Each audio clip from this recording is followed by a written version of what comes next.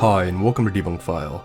My name is Sep, and today we're going to be discussing the Juggernaut series Halo and its participation in lost media.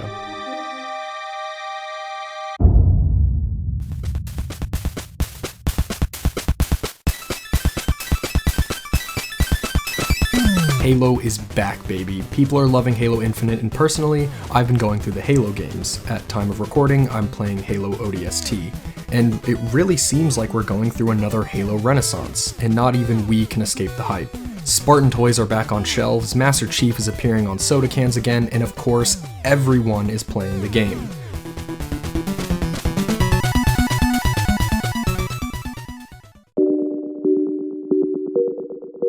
But being one of the most famous franchises in video game history, you think that all there is to know about these games are known.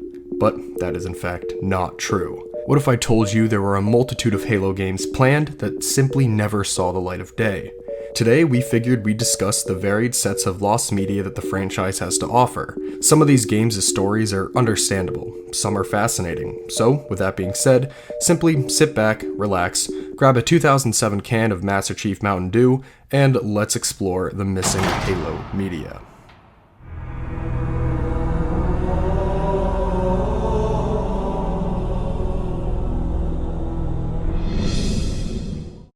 Starting off bluntly is just Halo DS. This was set to be a port of Halo Combat Evolved on Nintendo's extremely successful handheld. Since 2004, talks were being had of a potential port. Obviously nothing came of them, but they did want to potentially port Halo to the Game Boy Advance, so maybe we got lucky.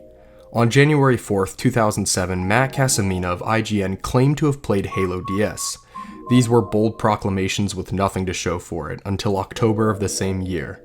On that day, Matt Cassimina showed off an actual playable version of the game, fighting his friends in the Halo 2 map Zanzibar while dual-wielding submachine guns. It was safe to assume it was based around Halo 2. Hey guys, it's Matt here with Mark, and we're going to talk about a little game called Halo DS. Unfortunately, for reasons we can't discuss, it never came to be. Obviously, you're not playing it right now. However, we are. This is Halo DS, and you're going to see some better videos on my blog. And you've got basically a multi-card play, a single card play, and a model viewer. We're going to do multi-card play, but yeah, pretty much right now it's only one level, but you can run around Zanzibar and kick a little ass. Oh shoot! And I'm probably going to get my butt kicked by Bozon. Oh, sorry Bozon, you die. But there you go. It's it's Halo. It plays like Halo. Looks like Halo, sounds like Halo, yeah, and it's definitely, there's some different control options. I'd like to up the sensitivity on everything a little bit, but all in all, it's pretty good, and it's really unfortunate that this never came to retail, because I think a lot of people really would have been blown away, really would have liked this. I know you are flipping out over it. Dude, I'm sick for it. You can dual wield and kill dudes with grenades and then pick up the plasma rifle and go at it. People were quick to doubt Cassimina, and some claimed it was a mod of GoldenEye Rogue Agent. It's hard to determine. The game looks great and seemingly plays great too. For an original DS, it's a really solid looking game. It has all the hallmarks of Halo, and a lot of people accredit it looking this good for it actually being real. But is it too good? Cassimina doubled down and said, "Wasn't created by a garage developer, it was actually done by a major studio, a major publisher. A AAA publisher." With nothing to back that up, it's still hard to say. Bungie has even commented by saying it's very likely that somebody at some point in time created a prototype and tried to pitch it, which is probably what Cassimina is talking about. But there has never been an officially funded or sanctioned development of any sort of DS Halo game. No word from Microsoft on the subject. It definitely would have been an interesting footnote in the Halo franchise. And it is really a shame this game never made it past the inception stage, if it even made it that far. Halo DS sounds pretty cool, but there are ports of classic first-person shooters already. The aforementioned GoldenEye got a release, and the DS had multiple iterations of games in the Call of Duty franchise. Both are fine, but nothing like playing them on a console with a classic controller, of course. I think the game is talked about more now than it would be if it came out. Most of those old DS games are mostly forgotten with some cult fan bases, and it really seems with this specific case, the lost media nature of it is really where the majority of that allure comes from.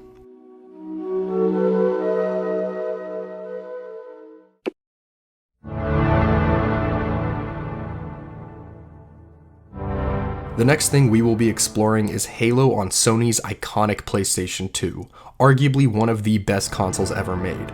Now I know what you're thinking, it's pretty much impossible for Halo to ever be on any PlayStation consoles, as Halo is owned by Microsoft and had been since 2000, right before Combat Evolved was released. Of course, Halo became a launch title for the original Xbox and cemented the Xbox in the cultural zeitgeist for years to come. However, Halo originally wasn't owned by any major companies, and Bungie wanted to put Combat Evolved on multiple platforms, including the PS2 and Sega Dreamcast. A build for the PS2 was in the works with Rockstar, who owned the original publishing rights for the console version of Halo. During the same year, Bungie was bought out by Microsoft. A German gaming news publisher known as GameStar released a video of gameplay of Halo on the PS2.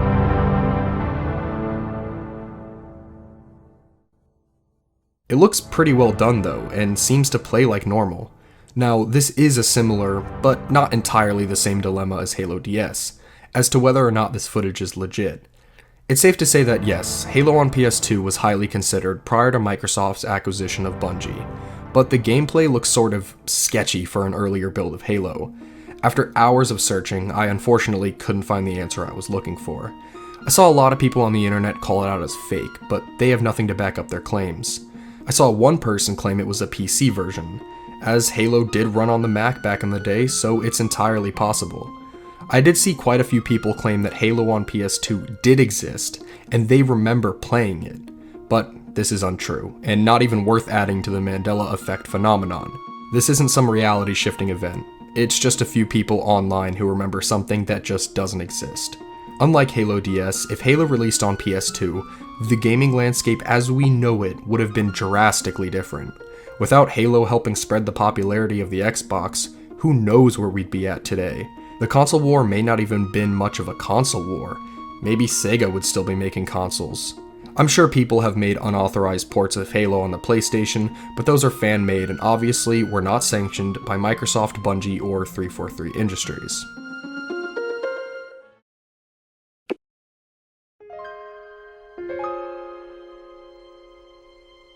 For the next entry in our list, if you're a fan of Halo and the episodic nature of the Telltale games, this is going to sound like a dream come true that unfortunately never saw the light of day. Halo Chronicles was announced on September 27, 2006 at Microsoft's Xbox convention as an episodic Halo adventure, or as they called it, an interactive movie, with the focus being on the story instead of fast-paced FPS action like nearly every other Halo game. Nothing was shown off, not even a logo, which is pretty much all Bethesda shows off these days. Anyways, the game was set to be developed by Peter Jackson in his game studio Wingnut Interactive. Peter Jackson was also in talks with Bungie to produce a Halo film directed by Neil Blomkamp. The only thing that was made for the film was a complete drivable Warthog, which was crashed by Bungie producer Chris Kramer. In Halo Chronicle, players would take control of an unnamed Marine infused with alien technology, with the sole focus to focus on the intimate, personal aspect of a real war. This was definitely a departure from the formula, but a really interesting idea. Shane Kim of Bungie said, "Our deal with Peter is not about a movie person making a game. What we've talked about, and he agrees with, is how we can use live as a medium to introduce episodic interactive storytelling. There's some people in our industry who can tell stories, but they're not Peter Jackson." Kind of mean-spirited, but then again, he is right. Peter Jackson is great at adapting media to film. His biggest franchise, The Lord of the Rings, was already written for him 50 years before he started shooting. After the movie adaptation fell through in 2009, so did Halo Chronicles. It was an interesting effort by both parties, but in the late 2000s, it would have been exciting to see something like this. We have games like this now from Telltale, and if the company were still around, I'd love for them to take a crack at developing a Halo game. However, the story does sort of have a nice ending. Although Chronicle was shelved and the movie fell through, the original team who were set to work on the projects were then brought in to develop Halo 3 ODST, which many consider to be a really good Halo side story that tackles what this game wanted to be in a traditional Halo way. As for the movie, it was always assumed that Neil Blomkamp funneled what they had for Halo into District 9, which was later confirmed by Halo composer Martin O'Donnell. So, thankfully both projects got to live on in their own way, and become something that fans and critics could still enjoy.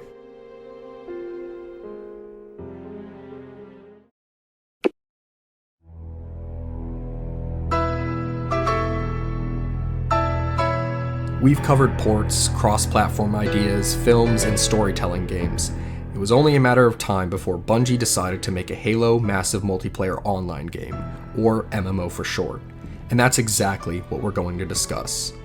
The Halo MMO, codenamed Project Titan, was an idea that started all the way back in 1998, but was finally greenlit in 2004 as production went into effect by Ensemble Studios.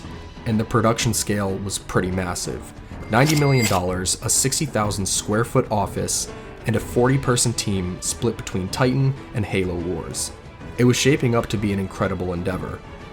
The early builds of the game resembled World of Warcraft, but as it went on, it started to take drastic changes. Ideas of how it should look and play were thrown around, taking inspiration from Warhammer's online public quests and Star Wars The Old Republic's art style. Microsoft was looking to make this their new thing and the company's major focus going forward, but 2007 would be the end of Titan as it was cancelled by Microsoft due to changing management and a focus on a more casual direction for the series. Titan was done for, but the rest of the money and time was poured into Halo Wars exclusively. In 2008, images of Titan surfaced on Flickr from user Gone Is Gone. More images surfaced from Ensemble employee Shannon Dees. It's a really pretty looking MMO. Unfortunately, there is no gameplay to see, but what could have been does look really promising. That being said, I do totally understand Microsoft's switch to accommodate a more casual gaming audience. MMOs require a ton of involvement and time with gaining XP and acquiring better items, weapons, and armor, and they really aren't necessarily for the everyday crowd.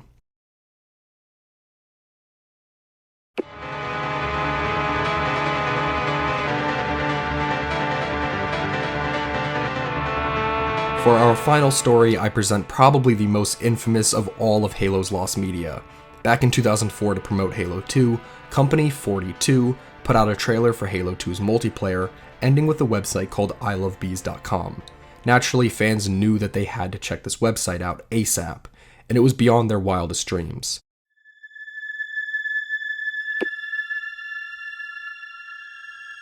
The website took players to a seemingly normal bee enthusiast site, but later down the line, the website was hacked and started a countdown to Halo 2's launch.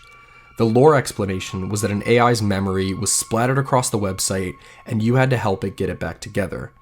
At this point, the website became a full-blown ARG where players would have to solve puzzles to reveal locations of payphones where you would call, get some lore, and clues about the next puzzle from the operators playing the AI character. If the player knew the right thing to say, the operator would play recordings called axons, and the player would get to hear the story over the phone or even sometimes get to talk to the characters. This is where the lost media aspect comes in. All the recordings, or axons, are still available and were featured in G4's I Love Bees Halo 2 documentary. However, the operator calls are completely lost, with only some clips still being available. This is also when the infamous Hurricane Ivan incident happened. During the height of the ARG, Hurricane Ivan was rampaging through, and one player decided that he had to get to the bottom of this ARG anyways. He disregarded the Category 5 Hurricane and went out to the payphone. And while on the phone, he was met with the codenamed Puppet Master 2 operator, who broke character and proceeded to say probably one of the funniest things I have ever read. Dude, it's a hurricane. Put the phone down.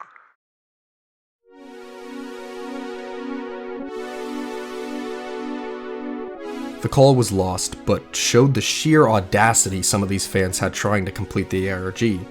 If you'd like to know more about the ARG, I highly recommend Rocket Sloth's video on it. He covers the entire thing in full. It's a great watch. Despite that though, we truly do wish there was a way to uncover the lost media that is these payphone calls. But I guess the exact details of those are just in the minds of the people behind this, and those fateful payphone callers for now.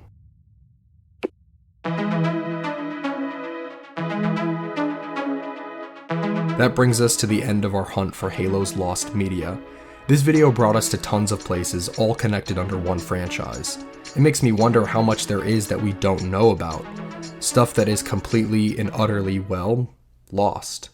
Our goal here today was to have some fun and talk about some really strange stuff, and I know I really enjoyed it, so I hope you all did too. Thank you guys so much for watching. Make sure to like this video, and if you guys like this, let us know, as we really haven't done anything like this before. What other franchises, lost media would you like to see us cover? Leave it down in the comments below. As always, my name is Seth from Debunk File. Thank you guys so much for watching. Bye.